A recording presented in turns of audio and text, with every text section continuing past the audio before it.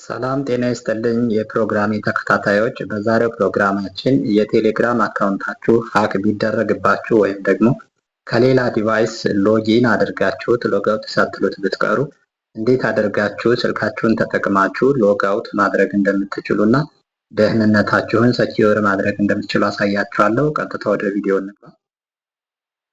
መጀመሪያ ላይ ቴሌግራም አፕ ላይ ትገባላችሁ። ቴሌግራም አፕ ላይ ከገባችሁ በኋላ ዲቫይስስ ከሚለው ትገቡና አክቲቭ የነበሩ ስልኮች እዚህ ጋር ይመጣላችኋል። ለምሳሌ ኤችፒ ላፕቶፕ ላይ ቴክኖ ካሞን 20፣ ሳምሰንግ ጋላክሲ 05 ቴክኖ ካሞን 20 ከነዚህ ዲቫይሶች ላይ ሎጊን አድርጓል ማለት ነው። ስለዚህ ከዚህ የኛ ያልሆነ ዲቫይስ መለየት አለብን ማለት ነው። ስለዚህ ከታች ያሉትን እንዲወገዱ ከፈለኩኝ ምን አደርጋለሁኝ?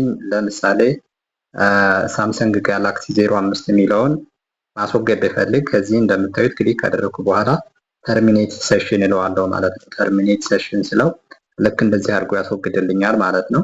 በዚህ መንገድ ሎግ አውት አደረኳቸው ማለት ነው። ስለዚህ ይሄ ኤችፒ ላፕቶፕ የሚለው የኔ የላፕቶፕ አካውንት ስለሆነ ይህን እተወዋለሁ ማለት ነው። በዚህ መንገድ ደህንነታችሁን ማስጠበቅ ትችላላችሁ። በሌላ ቪዲዮ እስከምንገናኝ በሰላም ቆዩ።